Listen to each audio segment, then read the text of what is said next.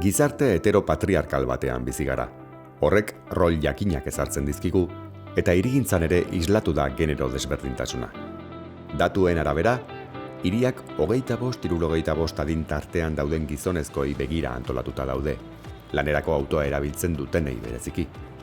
Hau da, emakume, haur eta zaharrentzako espazioek ez dute lehentasunik izan, ondorioz ezin dira hirian integratu. Hala, hiria lan produktiboari begira antolatuta dago. Lanerako guneak, merkataritza guneak eta aisialdia.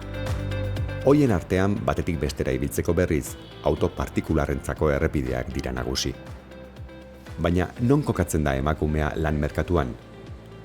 Askok eta askok zaintzari lotutako rola betetzen dute eta gehienak soldata gabeko lanak dira. Nekez aurkituko dute lekua hoiek aipatu dugun hiri antolamenduan. Irtenbidea gertutasuna da. Eskolak, erosketak egiteko dendak eta lantokiak ahalik eta gertuen egotea eta hoietara iristeko modua erosoa izatea, esaterako oinez edo bizikletaz. Guneak zentralizatuta egoteak berdintasunerako bidea ahalbidetuko luke.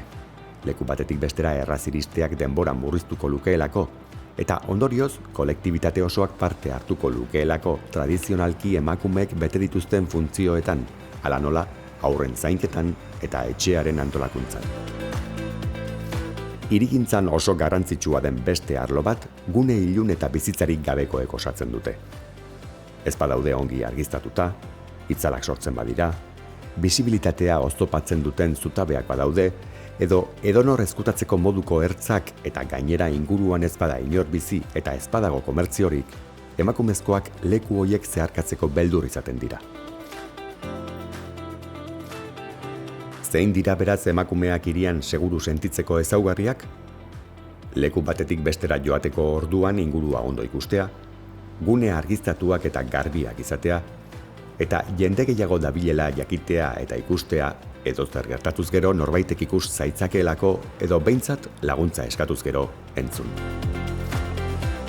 Hiri debekatua esaten zaio gune ilunak dituen hiriari. Hainbat herri, hiri debekatuen mapa egiten ari dira emakumeentzat arriskutsuak diren guneak identifikatuz. Diagnosia emakumeek egiten dute. Azken batean, segurtasun ezaren pertzepzioa ez da berdina gizon eta emakumeentzat. Hauei beldurra eragiten dieten hainbat gunetan gizonek ez baitute arriskurik ikusten.